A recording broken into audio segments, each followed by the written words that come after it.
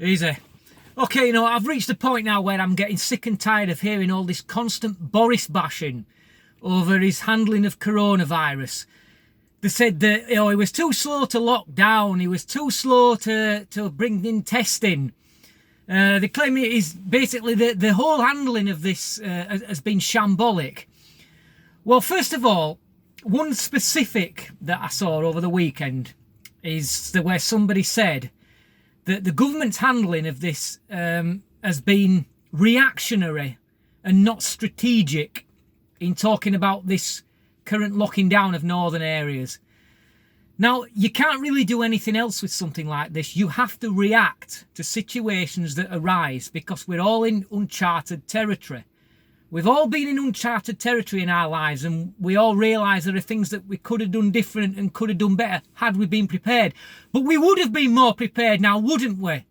If China hadn't have lied to the World Health Organization, who covered up for them because Tedros Titwank, or whatever his name is firmly in the pocket of Xi Jinping. If you pick up Xi Jinping by his ankles and dangle him upside down, Tedros Titwank could come falling out of his pockets. So we would have been more prepared. But for the constant Boris bashing here, for these people that are engaging in this, I've got one question for you. Who do you think would have done a better job? That's all I ask. Who?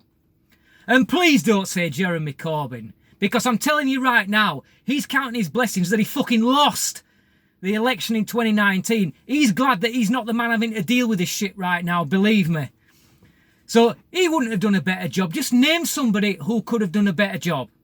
No, we're in uncharted territory and things have to be made up as they go along. And this is why the message has been a little bit unclear, because nobody really knows what they're doing.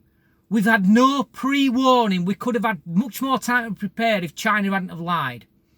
And that leads me now on to this current restrictions that we're seeing now in the north of England, for which I live in an area that is affected by this. And it's funny how all these areas have all got two things in common, isn't it? They've all high Muslim population, and they're also run by Labour councils. That's correct. So that's where the incompetence seems to lie, because it's up to everybody, it's up to us all to follow the rules. And I can tell you right now that the Muslim community are not following the rules. They're not distancing. They're having lots of people in their houses. They're walking around in huge numbers out on the streets. We've even seen them praying on an open green in Manchester. There's been a similar thing in Bradford over the weekend. And people are walking around, they're shaking each other's hands everywhere. They're not following the laws and they're not following the rules, right? And the reason they're not doing that is simple. It's because they don't respect British law, only Sharia law. If Sharia law told them to do this, they would all be doing it. But they're not, because they have no respect for British law. And it's these people as well that are most at risk, as we've been told. BAME people are more at risk of catching the virus.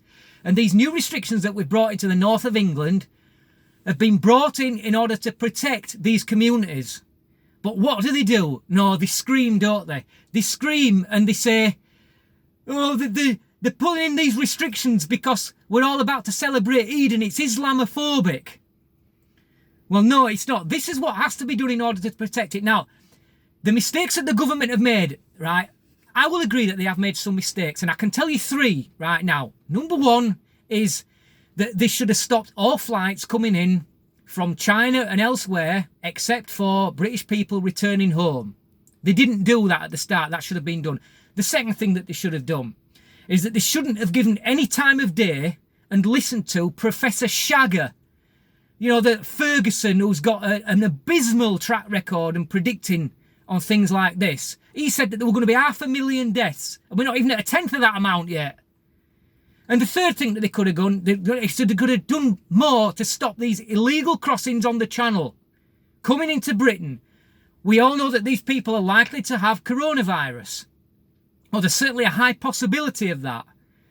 So those are mistakes. So I'm not going to relinquish them of blame altogether. There are things that they got wrong, that they could have done better. But please, let's stop the constant Boris bashing, because I can't think of anybody who could have done a better job if they'd have been in his position right now. It's easy to look at hindsight and think we could have done this, could have, would have, should have, that. But this is what happens when in uncharted territory, nobody knows where what they're doing or where they're going. And you have to go with the flow and make policy on things that happen. And that is reactionary. It is reactionary. But there's no other way to deal with it. Okay, thanks for watching. Till next time. Easy.